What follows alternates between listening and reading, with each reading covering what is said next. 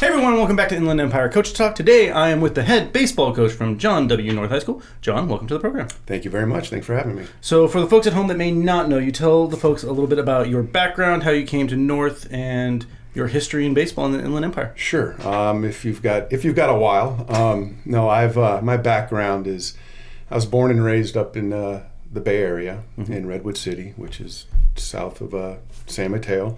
Had a great childhood. I'm the fourth of five boys, so we were pretty active and pretty competitive during that time. My baseball days, actually start with my dad. He was a junior college coach for 31 years at the College of San Mateo, so during that time, obviously, we were kind of born and raised there at the college. Kind of background, how to get down here. Actually I played, let's start there, I guess. Let's play high school sports, obviously football, baseball. Went to Sacramento City College for 2 years, played under Jerry Weinstein, who was a legendary college coach. And then was fortunate enough to do a pretty good job there and transferred to the University of Miami and played under another legend, Ron Frazier. For 2 years there. We were very fortunate enough, my first year in 1985, to win the College World Series. And then we went back the second year and finished third, but just a great experience there. Worked my way to Italy somehow, shape or form. Played and coached in Italy. Went back during the off season there in the fall and the winter and coached with my dad at College of San Mateo for about 5 years before he retired in '92, and found my way down here. Mike Spears is a name that a lot of people know, and he was a coach for my dad, and I wasn't really doing too much up there, and he asked me to come down, and I did, and it was a good choice because I ended up getting my schooling done, forced me to go back to college and finish. And so from that point there, I've kind of landed a couple jobs here and there. My first job down here was at St. Francis High School in La Cañada. I was there for 2 years, and then at Notre Dame for a year before I was at Ramona for 8 I believe, 8 or 9 years, and then landed a full-time job at North, which they wanted me to give up the head coaching job at Ramona to devote my time at North, and I said no problem. And then was Coach Madril's assistant until he went to King.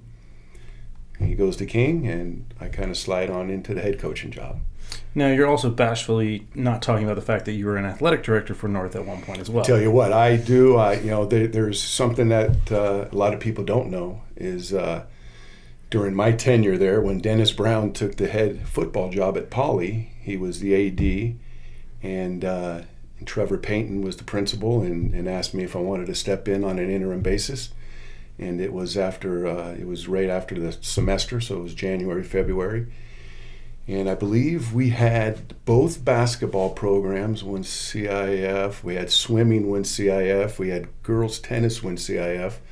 So that's a pretty good run for a first year guy to get four CIF championships. So it was pretty sweet.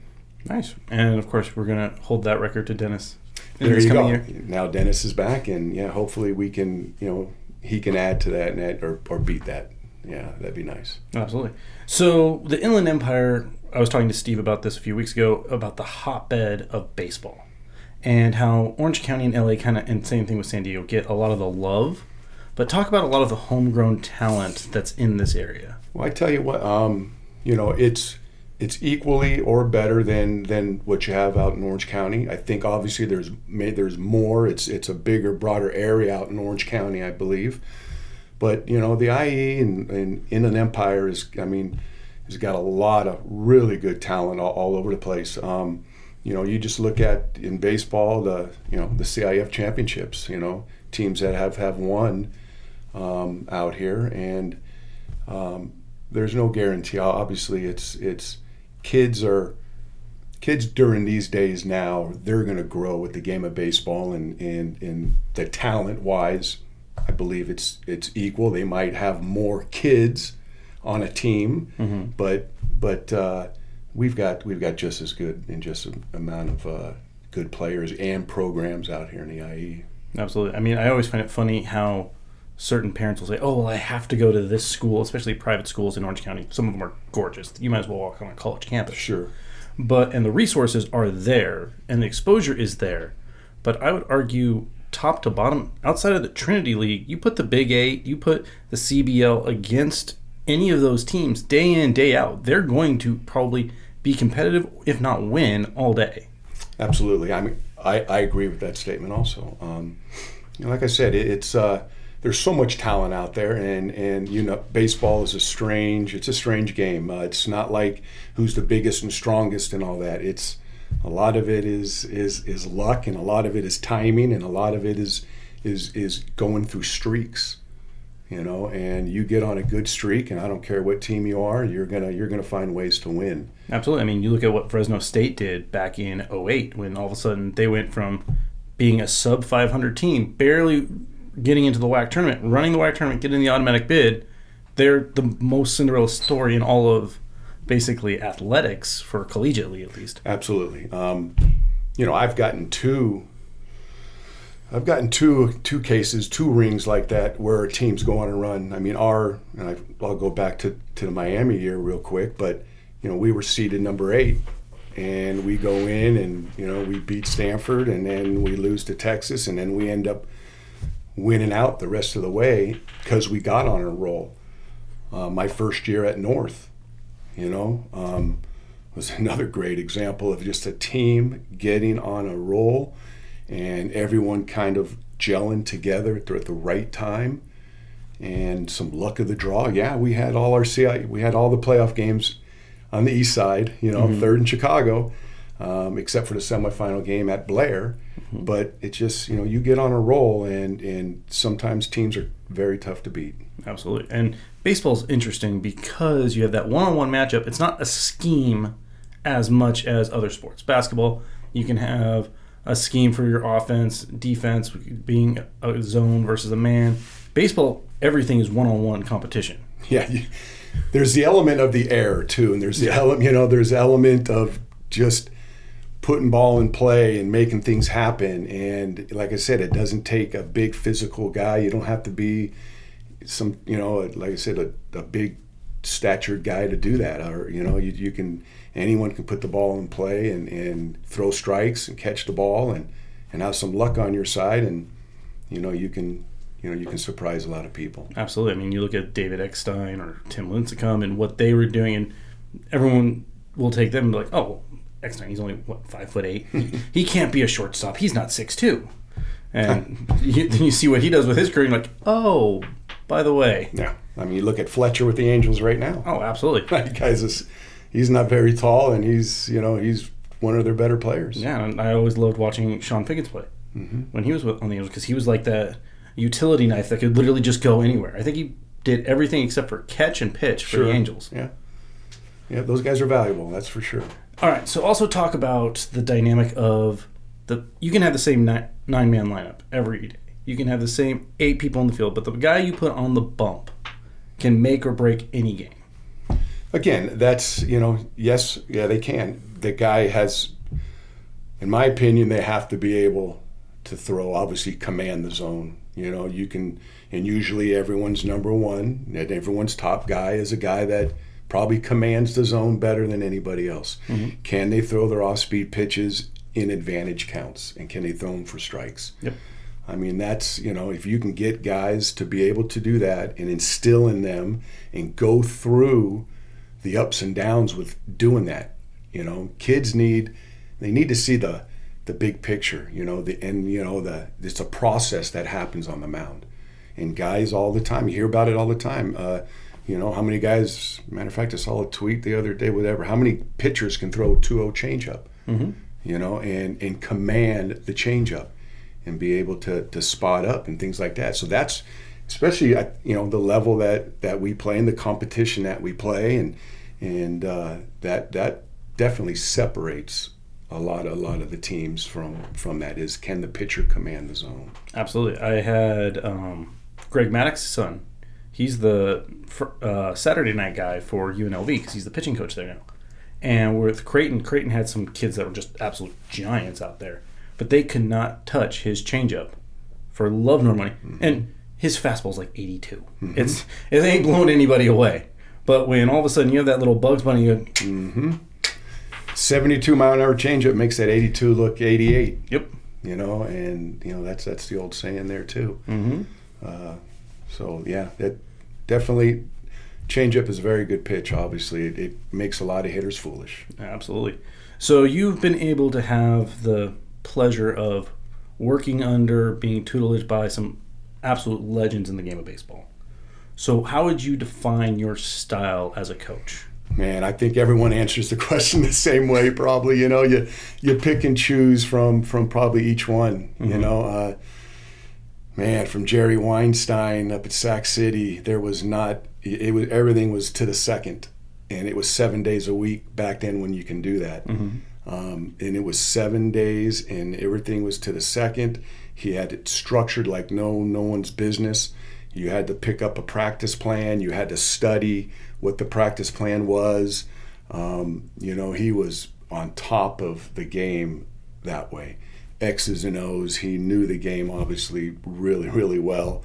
But man, he made you as an individual really concentrate and know what's ahead of you. And there were no surprises. There were no surprises when you went to practice. You knew. You picked up the practice plan. You knew what was going to be happening. First and third, offense, defense, pop-up priority, rundowns, you know, just picks and, you know, all kinds of stuff. So he was an awesome, and he still is, a very, very well-known and a great coach and a great person. You know, I go to Miami. I can talk about Coach Frazier, mm-hmm. you know, the wizard of college baseball. And, you know, I think he was the one that got college baseball on TV with ESPN. He was more of a motivator. He was more, you know, during the fall and the winter, he wasn't around. His assistants, and that's why he had good assistants, and they ran everything. Mm-hmm. And he would come around every now and then, but not a lot because he was out recruiting the fans and getting fundraising and doing that type of stuff. I mean, there's a reason why we had, you know, 5,000, 6,000 people at the game. Yep. You know, you look back during that time, in the 80s, early 80s, there was only the Dolphins and the U. Mm-hmm. As far as if you wanted to watch baseball, you had to come to Mark Light.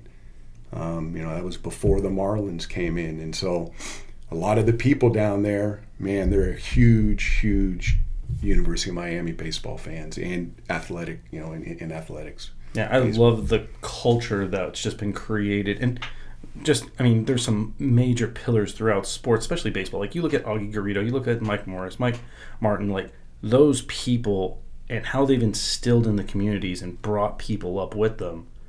And I think, unfortunately, in our digital society, we need to go back to being analog because we're losing a little bit of that connectivity. Mm-hmm. I mean, that's, and again, you're talking with Coach Frazier, who started this program in the late 60s to where they had nothing. And the only way he was going to make this program thrive was him getting people to come and watch. Mm-hmm. And so it made him that type of person, that type of guy that, you know, he had to find every little way to whether it was a gimmick, a pregame gimmick, a during the game gimmick. I mean, we had the Miami Maniac. He was amazing, and that was all for the joy of the fans, mm-hmm. the game, and yeah, it's it'd be nice to. I'm sure that a lot of the better and old style coaches mm-hmm. kind of do that in their way. I think still, you know. Oh yeah, I love watching infield as an umpire sometimes when we get to the game early, and you'll see the different rituals and the different styles of infield that go on. And my favorite one, I think it was like 10, 15 years ago, where the team came out there and they all threw their gloves on the ground and then they started taking infield without a glove. I'm like, really? Okay. The phantom infield. I was like, okay, sure, let's go. There was a lot of teams. We tried it, but we couldn't perfect it how some of these other programs that we've heard about. But we would mess around with it. Mm-hmm. You know what I mean? Just, hey, how would it be to not throw a ball away or make every great play and make, And so, yeah, the phantom infield was something that a lot of programs did. And I love hearing about the grassroots style of some of the old ball coaches, because you see the University of Miami now, and it's nothing like the commercialization of Division I baseball or Division I athletics has. I mean, you look at Alex Rodriguez Stadium at the University of Miami, and it's gorgeous. It's a very hot because it's all metal, versus you look at Fresno State, it's all concrete, so it's a very cold stadium. So it's interesting the differences between the old, when you were going through, when a lot of my mentors were going through, versus now when I was playing, versus also when the kids you're working with now get to play, and the differences in the style of game. Not only that, you also have a lot more technology that baseball is starting to embrace. Are you guys embracing any of those techs at North? Or? I'm gonna tell you, I'm gonna be completely honest with this. If it's not, whatever, we have Game Changer, we don't have all the pitching stuff that they have. All that. I mean, all that is I'm sure does a great job. I just came just last year in Nashville. They had the ABCA, and you walk through that convention area and you walk through all the exhibits, and it is one thing after another. It's so high tech, and it's just so over my head. But it costs a heck of a lot of money too. You'd have to raise a lot of money to get something that you can use. So as far as with us, man, it's pear grass and roots, and try and get as much work you can in the cage, and there isn't a lot of feedback with technology or anything like that. We just try and get it done the best we can, and hopefully that'll be good. I'd love to have all that stuff, trust me, because I think it would help the kids, and it would help them improve and get better. So maybe something in the near future. Well, just talking with different coaches, it is a tool, but a tool is only as good as how much you can utilize it. And I think there are some great systems out there. I think Rapsoda is one of them. But you also have a lot of training facilities in the area, so EA, PFA, like different ones like that already have it. So as a program, it's like the kids are getting it, and they're getting tutelage there. So talk about a little bit how you work with the travel comp baseball scene. Yeah, I don't, that's a good question there. I'm the one in favor. Listen, your better kids are going to go to showcases, and your better kids are going to, do the area code, and they're going to do all this stuff. And sometimes, you know what? That's probably best for you right now. In talking summer or talking early fall, go, I know what type of player you are. Okay? There might be some other guys on this team that need some work. We need a good look at. We need to get more look. You know what I mean? We need to see them more. So it gives them an option and gives them an opportunity to do that. Then once obviously a certain time of the year that you say, okay, and they're usually done, by the December, November, something like that, with all their, their stuff. And then you kind of mold your team with the guys that do come back. I think, in my opinion, it's if you've got 2, 3, 4 guys that are doing that, you're probably going to be pretty solid as a team, because these guys are playing against the best competition. They're seeing the best pitching. They're out there playing a lot. So I think it can only help. And I think if guys are competitive, and talking the other guys on the group, they're going to try and lift their game to where those other guys are. Absolutely. So obviously we are socially distanced right now. Oh, that's good. Because of everything going on outside these four walls with COVID. How is that? Let's start with when the season got canceled, then what, and now moving forward. How's it been treating you? Well, first of all, what a terrible break for the seniors last year. And I'm talking all sports, all spring sports. They really got the short end of it. I thought we were going to end our season on a good note. March 13th comes, and I can remember it. We just got done playing Paloma, had a big win against them, comeback win, and we're getting ready to play again, and then we get shut down. We get told that school's out. So obviously we have a team meeting, and we say, hey, listen, this is unprecedented times that's going on right now. We don't know how long this is going to be, but it's at least for 3 weeks, and we can't do anything on campus. We can't do anything as a group anywhere else. So we're just going to have to make the most of it right now. Once you got into it and you saw that this thing isn't going away, and it's going to be still going on. It's going to be going on through the summer. So then we're hoping maybe we can get a summer program. Maybe we can play some games, because they started talking a little bit about maybe opening up some things. And so then you get your group together, Zoom or whatever it is. You try and keep in contact. Let them know you need to work out. You need to keep in shape. You need to do this. So when we hit the ground running, we're ready to go. Summer hits.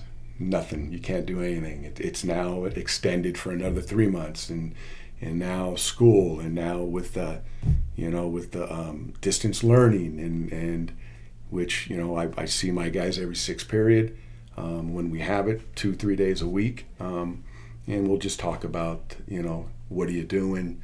Are you playing anywhere? Are you going out of state anywhere? Are you going to Arizona? You're going to Nevada? You're going Utah? Are you doing anything?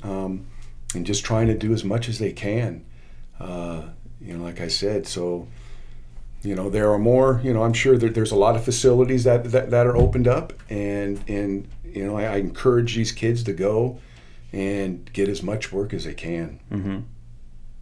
Absolutely. Now, obviously, Commissioner Whitehead came out with the new schedule where we're taking 3 seasons down to 2. How is that looking for you guys when it comes to, do you have 2 sport athletes? Are you going to have to stack any schedules? This year, it's not really going to affect us. I don't think we have one basketball guy, we might have some younger level football guys. Mm-hmm. But yeah, we don't have anyone playing basketball. I think basketball and baseball and all that are in the same season now. So it's not really affecting us. Now, is it going to affect, because I know your outfield is also shared with soccer. So how is that going to? Well, that has Coach Madrill was a big advocate of wanting the fence up all year. Mm-hmm. Well, his last year, they ended up putting the fence up all year. So it's been up. Soccer hasn't been out there on the varsity field, outfield, in 4 years since Coach Madrill left the King. So we thank him for that every time I see him. But they do play games and practice in right field of the JV field, which is no problem at all. Yeah. So. Excellent. So now it's kind of to that. Now what? How have you evolved as a coach during this time? Man, you try and you got so much time on your hands, right? Mm-hmm. And I think all good coaches, they have their little kind of diary, if you want to say, or things that they would like to, they reflect on the year before, and what would I like to have done different, and what should I do different, and what do I like. And so it's been a lot of that, reflecting, who's back, who's your personnel, who your players. You kind of look at that and kind of just make your adjustments as you go. You have to write them down. You have to always be thinking the game. You got to be thinking how you can improve yourself as a coach and your team and your program. So yeah, I've got a nice little binder that I've written quite a few things in. Absolutely. I think looking at the man in the mirror and then understanding I don't know very much about X, Y, or Z, and then going and getting continued education on that is important right now, because if you're not going to take the time to develop, whether it's content or yourself or your playbook, you're never going to do it, because right now we have all the time, not all the time in the world, but pretty darn close to it. Yes, absolutely. So, and again, I think a lot of the coaches are, like I said, they have a lot of time right now, and I think they know. I think every coach is a competitor. Mm-hmm. Every coach wants to compete. Every coach wants their boys and their team to do well. And so if you can find an edge, and that your edge is to, during this time, to try and manipulate a little bit of something different or something new, I think that's all good for everybody, you know, and I think a lot of coaches are doing that. Absolutely. I mean, I think it's also a breath of fresh air that we do have Major League Baseball on now, finally again. I know just being able to watch that, or last night I was watching, what was it, a showcase at Indiana was playing Illinois in a high school showcase, much like the Eric game. I'm like, I would never have watched this, but I'm watching it tonight. Yeah, it is. I mean, it even watching those games is strange. I mean, you know, yep, they're playing, but there's that element of the fan, an element of just all that electricity in the ballpark that isn't there. Yep. And, you know, just by hearing the players and interviewed and all that stuff, they miss it also. You know, I mean, they miss that part of it. And we're now hearing players' reactions that you could never hear before. Absolutely. Because it's a beehive, and they're trying to mic in the crowd noise, but it's still nowhere close to the same. Yeah. No, I think that's where a lot of some of those, you know, they haven't had any really bench clearing, you know. Well, they've had some. The you know, Astros are trying. Yeah, they've had some, you know, go out there and, you know, but I think a lot of it is that because you can hear everything that everyone is saying, and to where you wouldn't be able to do that before. So because of the fans, so it's interesting. Like I said, I'm glad it's back, and you know, hopefully it'll continue to go on, and they won't have any stoppages. That's hoping. All right, so last question, and it's always the same one for everybody, so you can't get out of it. Oh, boy. Well, if you could say one thing to your players, fans, community boosters right now, moving forward during COVID, what would it be? One, I'd have to tell them and express to them that this is real. It's something that I think you can't take lightly. Protecting yourself, protecting others, is something that's very important. I think everyone has to do that. To stay vigilant in what you do. You have a time to be with your family. You have a time more than ever before to kind of mold them again and mold the fan, be with them and spend the dinners and things like that and barbecues.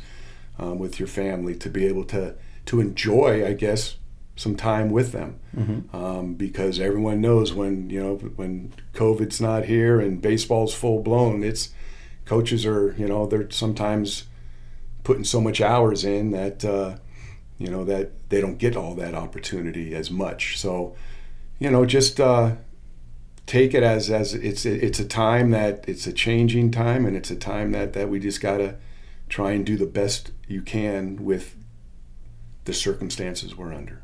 Absolutely. Thank you for being on the program. Thank you for having me. Anybody who'd like to be on the program, please give us a call. Past that, stay safe. God bless.